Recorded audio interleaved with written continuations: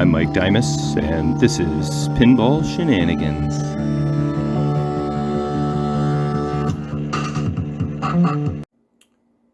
Hey, what's shaking today? Okay, so I'm in my basement, and I'm going to get back to my Star Trek project.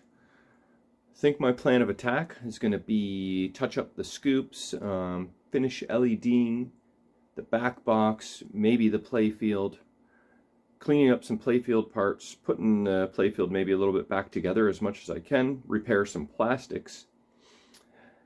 I did talk to Henry. I got some custom apron cards coming my way, so that's pretty sweet. I didn't show you the shenanigans I was talking about with Rob Noel yesterday. I'm going to show you that on, no, not this video. That's on the last video. Hope you enjoyed those shenanigans. Okay. And also, I remember I was saying something about, oh, I have so many things I want to say, I'm going to forget half of them. I remembered one of the other ones is that this Saturday, I am going to Eddie DeRozzo's place in Durham for a pinball tournament. It is basically this Canadian National Exhibition Canadian Championship, CNEPC, Canadian National Exhibition Pinball Championships. That's been held a couple times at the CNE in Toronto, but due to COVID, that's not happening, so this is labeled that, but going to be at Eddie's place. Anyway, long story short, it is going to be my first IFPA sanctioned pinball tournament since the COVIDs. The last event I was in was our league. I believe that was February of 2020 at Matt McGoffin's place, shout out, where he and I tied for first place, and where neither of us will get any credit for that in terms of whoppers. But that is okay. So I'm excited to play in my first tournament for realsies. And also, breaking news is that I saw a post on Facebook just before going to Algonquin that said, InDisc 2022 is back. Within 1 hour, Jamie and I had a hotel, flight, and car booked. Holy crap, that just happened. We're going from London, Ontario to Ontario, California. That is happening. That is very exciting. So Eddie's place can kind of be like a little bit of a practice run for me. Get me all trained up. I'll do some maybe more tournaments in between now and then. But this It Never Drains in Southern California pinball tournament is a major. It's recognized by IFPA as a major event, which I think it means more IFPA points, whoppers. And it'll be my first major. I think I've been to Pinburg's and Papa's, but I don't think they really started the major thing back then, did they? Or did they? I don't know. So maybe it's not my first major if one of the Papas or Pinburg's was a major, but I imagine a lot of the best players in the world are going to be there, so it's going to be amazing to be able to compete alongside them and hopefully with them, against them. You at Pinburg, unless you're playing as well as the A players, you may not be playing the best. Although I have been able to play people like Zach Sharp. I've played Robert Gagno. I've played Tom Graff in the last Pinburg of 2019. He won the B division. Yeah, so I've played some good players for sure. There's a lot of people I haven't competed against, which would be pretty sweet. I'm hoping if I don't make the main, I can at least qualify in one or both of the classics. I think I have a better shot at that. But I'll definitely be trying for the main as well. So all that's going on. Let's get to Star Trek Data East time. All right, I'm just listening to a little bit of Eclectic Gamers podcast while working away here. I just noviced the entire playfield and it is looking pretty good. Just finding some miscellaneous parts here in the cabinet. So I figured that top priority really is going to be fixing this switch that is missing the actuator, half of the arm. It's supposed to be a wire coming out there, and it could be possible that I could find it in the cabinet somewhere just to get an idea of what it looks like. But look what I do have. This came from a Ghostbusters Pro from Mitch Ayers, shout out. And oh shit, it's mounted on the wrong side. No, it's not. Never mind. So look at that. I'm gonna see if I can swap that in. I don't see any reason why that shouldn't work. Many actuators are different shapes and sizes, but I have a feeling that might just do the trick. You know, and Data East is basically early Stern, and Ghostbusters Pro is later Stern, so it looks like the identical part. Hopefully the arm is sufficient, but at least if I can get that switch going, then I can start putting Playfield parts back together, because I can do flipper rebuilds and drop target rebuilds and all that kind of stuff, you know, after the fact. So I'm gonna see if I can get this going.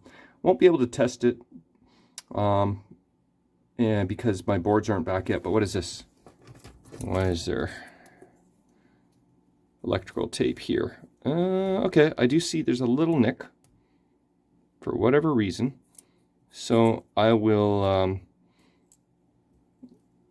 address that also. That's going on the to-do list right now. Okay, there it is. New switch installed, and it fits in there perfectly. Looks all happy and snug. Got the diode in there correctly, I think. What did I do with the old switch? Where did it go? Oh, it's still right here. Yeah, so let's just double check. I mean, probably quadruple check at this point. Banded side of the diode's on the left, and basically just had to solder the one wire in the diode because the ground is on a quick connect, and you just pop it off and pop it on.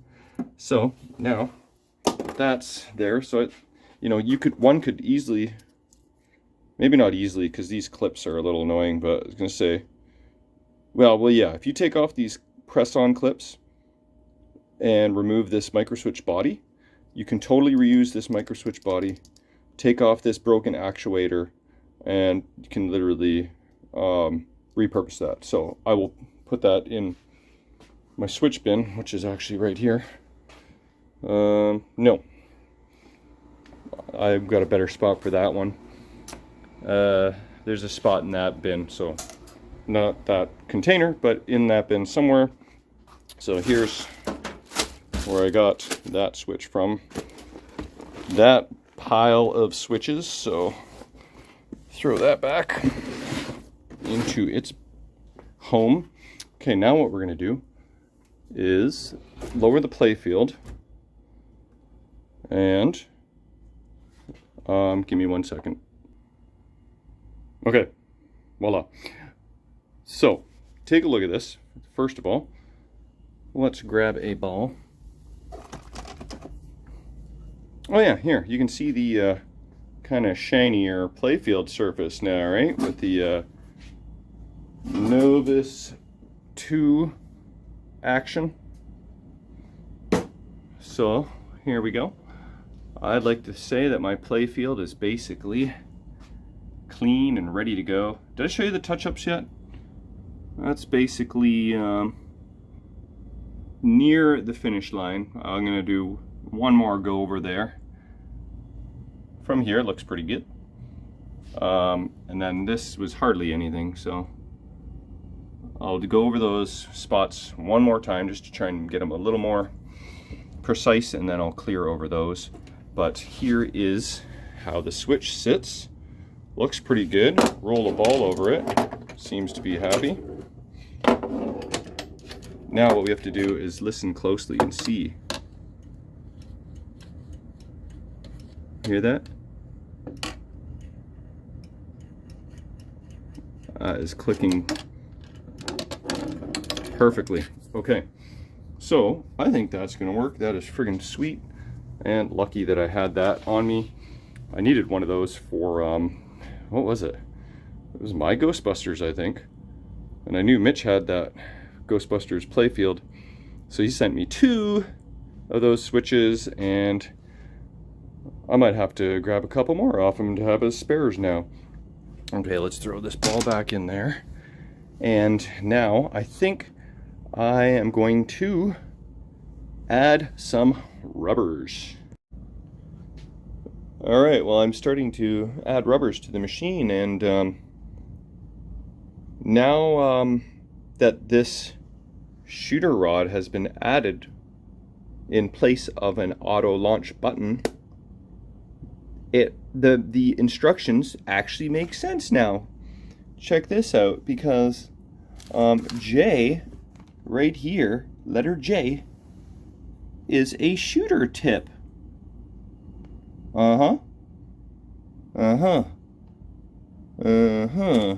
Maybe the original prototype didn't have an auto launch, but apparently I know that a shooter tip goes there now. What do you know? Alright, I think I have got the machine fully rubbered. Went with the dark green on the flipper bats. Those are just temporary because got new bats coming. Pretty sure I'm gonna order 2 nice new Data East logo bats along with a flipper rebuild. So everything, I think I've got everything, but there's some stuff up here I need to clean before I can rubber those posts. So what I have decided is to replace all these very kind of darkened posts. Guess I didn't need to take off the rubbers after all, but and replace them with some brand new. You can see the difference there. Wow.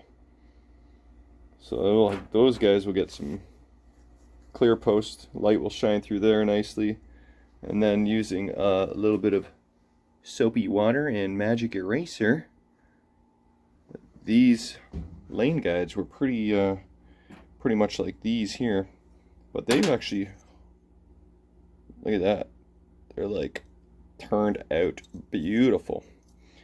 So I'm gonna assemble all that now and see what that looks like. Alright, there we go. All the rollover lane guides and posts are in their home and looking pretty sharp, if I do say so myself. Now, you guys must go to your new home. Yuck. Okay, I got a little sidetracked. I realized I forgot to install the shooter tip rubber. And I can't just do that without rebuilding the shooter assembly, so I removed all the parts. I cleaned up the shaft with some steel wool. Got a new bit longer of a barrel spring, which might help with me lifting and closing the playfield without having to pull it out just a smidge. May not though. Cleaned up the existing spring. Here's the old barrel spring. We can kind of compare. Maybe not much difference in length, but definitely a little more worn. This was the old clip that was holding the spring on, and I've replaced that with an E-clip. I'm not sure I love it. It's a little loose. I did squeeze it tight with pliers, but we'll see how well that holds up. So far so good. We'll give it some tests during gameplay and see if that holds up. If not, I have other options, I'm sure. Okay, so that is done. Okay, I see why they went with that style clip now, because my E-clip is catching on this stupid makeshift bracket. I hate hacks. Okay, well, fortunately I was able to bend that mangled mess back into form. Come on. So that is a nice low profile clip now. That should not be a problem, but you still do have to pull out the shooter rod a little bit to close the playfield. Just makes you feel like you're playing an old Gottlieb System 1. Yay. Okay, now that I've got that all sorted out, I've determined that that spring in there is kind of way too strong, and the ball just friggin' launches up the playfield. So now that I've got that clip all back on nicely, I gotta remove it and put on a lighter shooter spring, because that's just ridiculous. Anyway, look what else I did. I had two 2.5 slingshot rubbers of the same color, so I thought it would be an opportune time to use them, so I think I like it. Alright, I think I got my LEDs situated in the back box. I took my little homemade flasher tester, and would you know it, every single flasher in the back box is actually good. So I didn't have to change any of those. But as you can see, I didn't populate every socket because LEDs are brighter than incandescent bulbs. So you can use pretty much one LED in place of 2 or 3 incandescents. Also, if you put too much LEDs, you could potentially lose a little bit of the effect here in the hologram thingamajiggy. So I'll have to, dial that in just a little bit, maybe add or subtract or move LED bulbs as needed, but for now that is a good starting point. Oh yeah, one other thing I stumbled across is this box of bulbs was in the parts mod tin, and they are what appear to look like a 455 style bulb. The same kind of bulbs we've seen a lot of them in the back box, but thing is, let's zoom right in here. I don't think they're 455s. What does this say? Taiwan. 26. V26. The box is not all that helpful. V6 volt 2CP SR55. So are they 5.5 style? So I think they just grabbed a box of bulbs that kind of were 6 volt that worked. I don't think these are 455 blinkers. Let's look at one more. I think it might say 5.5. I don't know. I don't know what the if that's original. I don't see why it wouldn't be. The white condoms. Anyway, so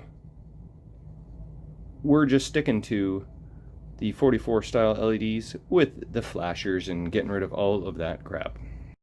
Okay, I think it's time to start cleaning up some Playfield parts. We'll disassemble that and disassemble that. Start with those guys because they're not going to be in the way of anything.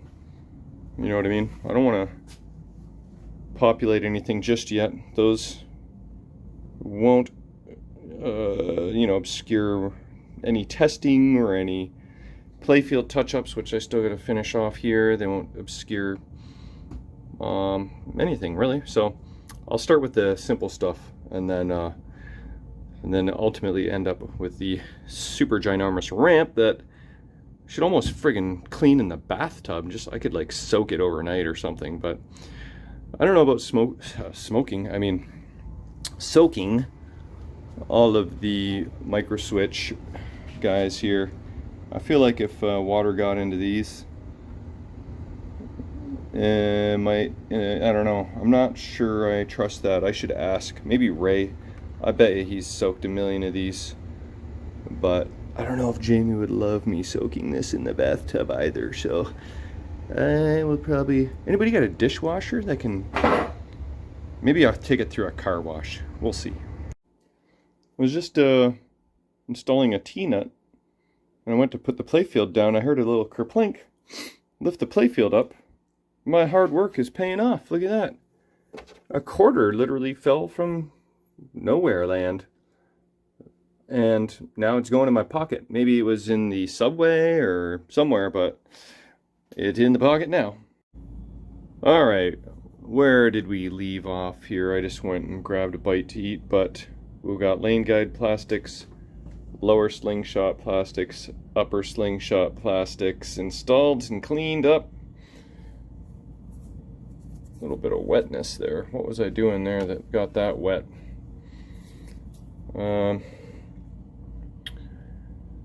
So yeah, I got some of the upper plastics installed too. Oh, I still forgot I gotta clean this plastic. So this guy's in. These were really filthy. They came out really nice though. This two-tiered plastic is installed. This corner plastic, that was also filthy. And then I got into this center plastic, which needed repair. So there was basically a crack right there and a little bit of a crack here. So I have crazy glued and then added some Mylar underneath to kind of keep it nice and flush and keep everything together. So the reason that that cracked there is because over 30 years of smashing the ball into the middle, this roof raises up a little bit over time and eventually it busts the plastic. You can see how that can happen, right? Is that a crack on that side that I didn't see? Looks like it's maybe starting to form. Oh yeah, there is a bit of a crack there too. I might have to reinforce that side too with a little gluage. So what I did was bend the roof down as far as I could without it interfering with this guy, so that it will take another 30 years for any more damage to ensue. So I'll probably add a little crazy glue over there, and then that center plastic should be good to go. And yeah, so pop bumper caps cleaned and installed. Making some good progress. There's not a real whole lot of parts left on the table, really, is there? So who knows, maybe if I get some circuit boards tomorrow, then we can really get to see what things are looking like. So keep plugging away. I think I touched on this a little bit before, but this plastic goes here. And due to the shooter modification, if you look closely, he's been smacked in the zone there quite a bit. So they had these little rubbers there as kind of spacers. They're really a crappy solution. So what I'm going to do is take a black rubber post, I'm going to cut it to about 2¼ inch lengths, and I'm going to use those as spacers to try and protect this guy's ball sack a little bit more from the shooter. Alright, there we go, a couple spacers, and now this captain can be welcomed aboard. Showing. Alright, he's officially installed. Nice distance away from the edge. His zone is raised up higher, and I think that he'll be very happy there. Also working on gluing up this plastic and making it all happy again. My vise should hold these two pieces together overnight, and then this was separated here as well. So hopefully by tomorrow that is solid as a rock, and that will get reinstalled. And let's see. Yeah, that should be good. Okay.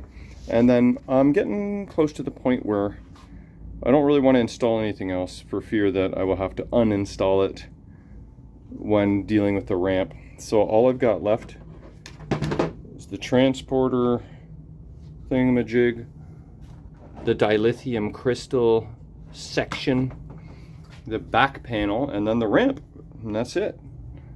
And I still have to secure this guy down. I gotta look at photos, make sure I do that in the right order. I'm gonna feed the dilithium crystals down there, and the ramp has a wire that feeds down here, so this is not secured yet. And then I believe, yes, the ramp also has a wire that kind of travels along down here and feeds down there. So I gotta feed there. I don't know if I have to feed anything there. Might have to feed something in there. And is there anything else up here? Okay, hopefully not. Worst comes to worst, I'll just have to remove a couple things, but that's some pretty good progress, I would say.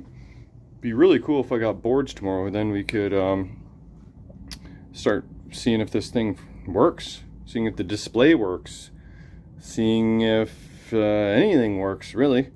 And then we can be like checking out all the LEDs. Hopefully they all work. At least I'm gonna go through all my tests, all my switches, solenoids, and lamps before I install that ramp. That ramp is the last thing that's gonna happen. I'll run all the tests, the pop bumpers, the drop targets. I'm gonna rebuild the drop target banks. I'll do everything before that ramp goes on. That is just gonna be the last piece of the puzzle, and it's gonna be the most pain in the ass piece too, because it's gonna need a good cleaning. But that's pretty good progress. I think that's going to be the end of this video. So hope you enjoyed. Oh, I got to LED that boy. Thanks for watching.